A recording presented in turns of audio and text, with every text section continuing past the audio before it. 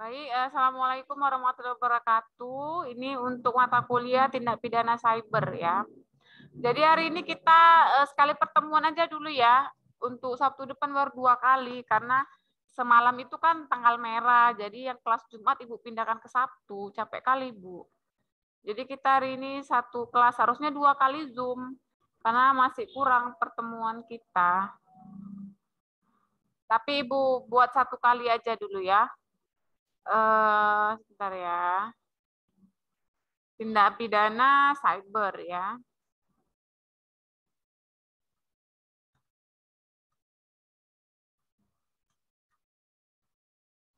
Jadi untuk tindak pidana cyber ini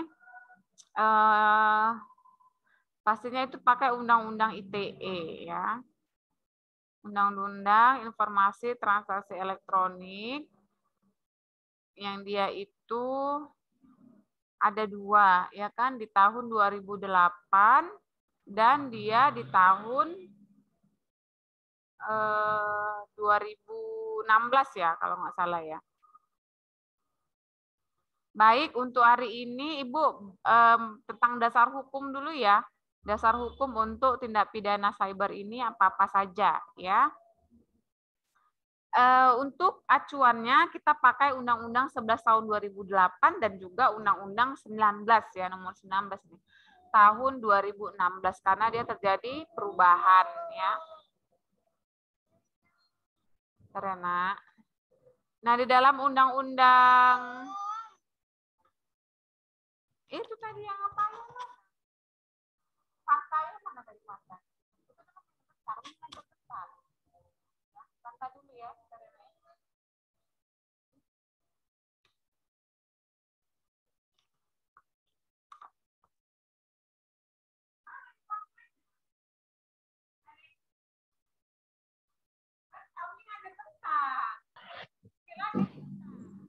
Ya.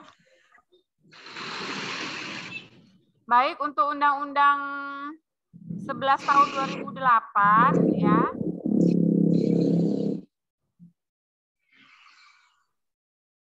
Itu ada bentuk-bentuk tindak pidana cyber di Undang-Undang 11 tahun 2008 yang tercantum di dalam pasal 27 sampai dengan pasal 35. Undang-Undang tindak pidana cyber.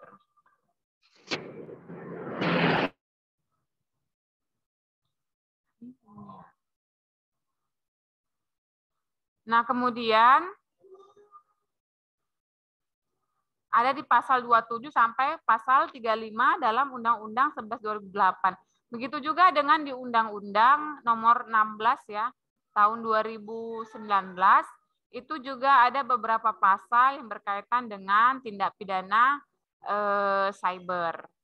Ini kalau kita lihat banyak tentang ujaran kebencian, ya, tentang pencemaran nama baik dalam media sosial, itu ada pada pasal 27 ya.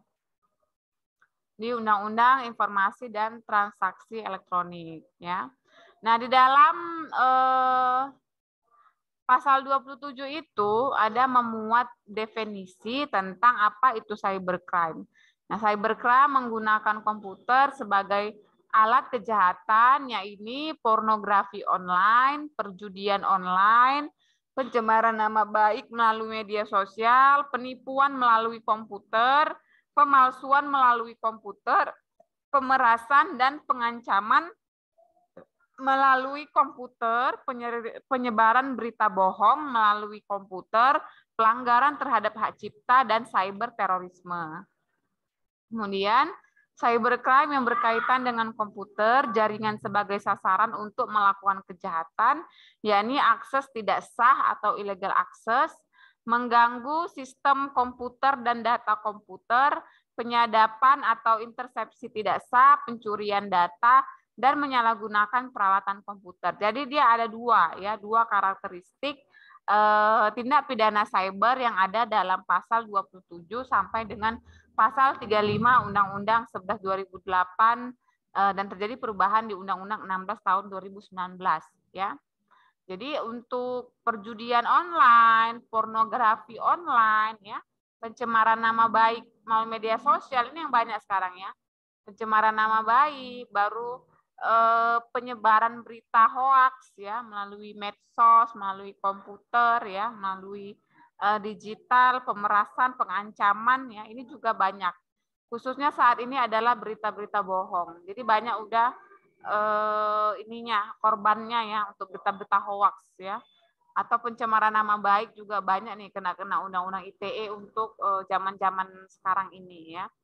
Kemudian karakteristik keduanya itu adalah cybercrime yang berkaitan dengan jaringan ya, bisa penyadapan, pencurian data ya, mencuri data, penyalahgunaan data ya, kemudian juga mengganggu akses sistem komputer orang lain ya.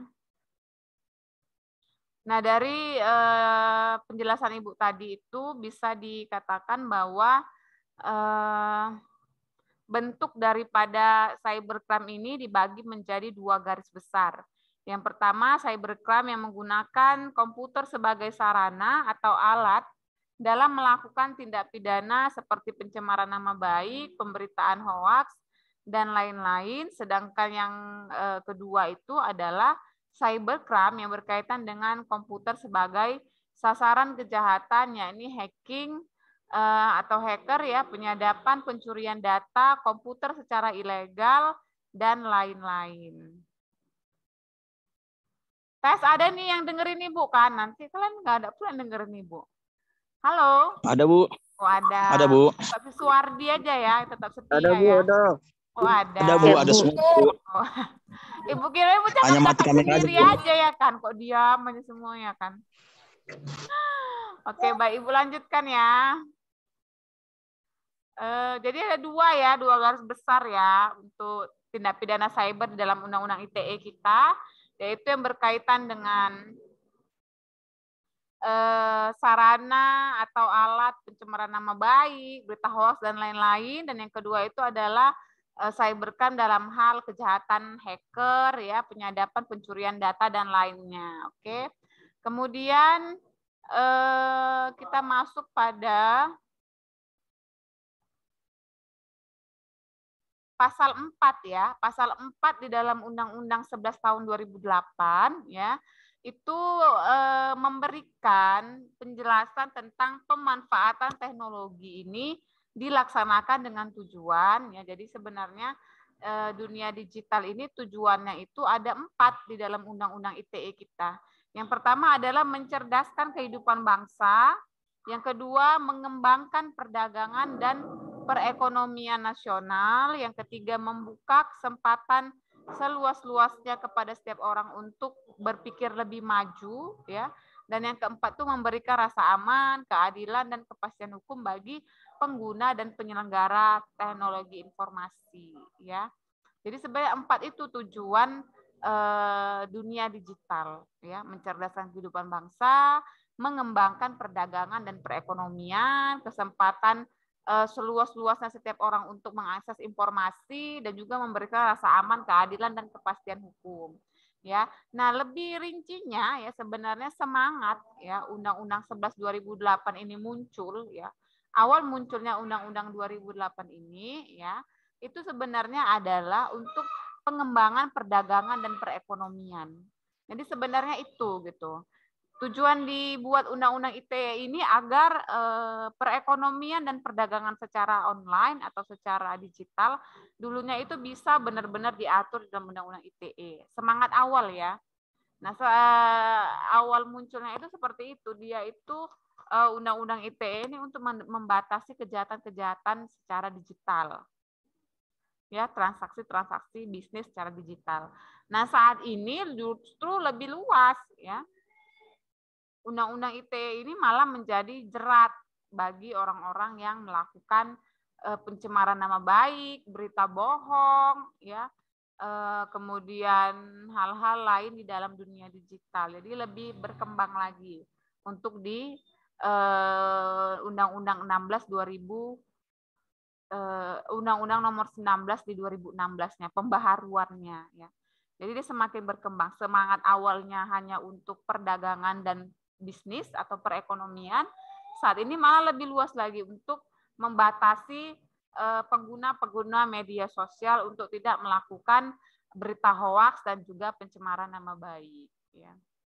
Jadi ya itu semakin berkembang, ya, walaupun ya terjadi banyak pro dan kontra ya terkait dengan pasal 27 Undang-Undang ITE karena dikatakan sebagai pasal karet. Mengapa pasal karet? Karena tidak semua yang melakukan pencemaran nama baik itu dapat dihukum, ya. Ada yang bisa, ada yang tidak. Makanya dibilang seperti karet, lentur gitu ya. Bisa ditarik, bisa diulur, ya. Nah, itulah hukum ya. Undang-Undang ITE itu katanya pasal karetnya itu di 27. Ada yang bisa dijerat, ada yang tidak. Ya, itu tergantunglah bagaimana nanti penyidik dan juga hakim dalam memutus kasus-kasus ITE ini. Gitu. Makanya sebenarnya menarik ini untuk diangkat menjadi judul skripsi kalian ya tentang pasal-pasal 27 di dalam Undang-Undang ITE ini. Oke, mungkin ada yang ingin bertanya ya. Ibu kasihlah kesempatan untuk bertanya.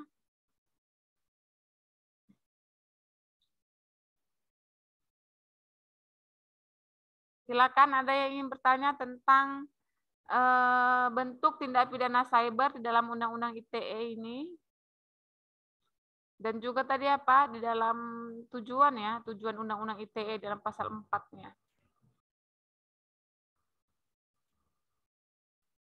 Pas.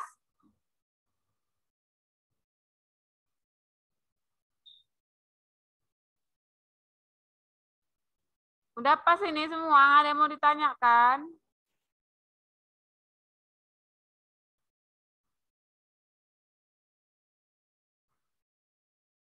Oke, karena ada yang mau bertanya, Ibu akhirin ya.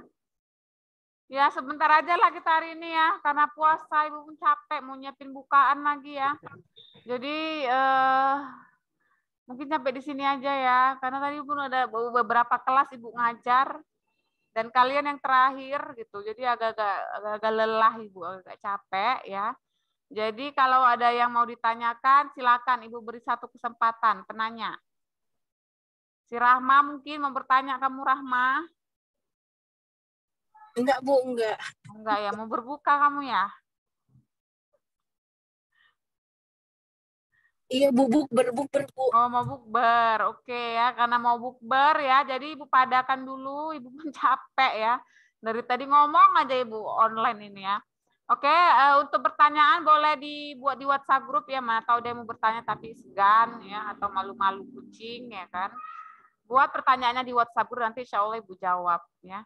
Jadi untuk hari ini itu dulu lah pasal 27 sampai 30 dasar hukum ya. Kemudian 2 garis besar daripada tindak pidana cyber dan pasal 4 tadi ya, semangat awal daripada Undang-Undang ITE ya. Ibu padakan hari ini dan Sabtu depan baru kita 2 kali pertemuan ya. Hari ini 1 kali dulu karena jadwal belum memenuhi, Bu lihat di portal. Jadi Sabtu depan kita 2 kali pertemuan di Sabtu depan jam 2:30 ya. Karena hari ini kan ada 2 kelas yang Jumat semalam, tanggal merah, Ibu gabung di hari Sabtu. Jadi untuk kita Sabtu depan kita masuk di jam 2:30 dan di jam 3 sore, 2 kali pertemuan. Oke, Ibu akhirin sampai di sini. Terima kasih. Assalamualaikum warahmatullahi wabarakatuh. Waalaikumsalam, Bu.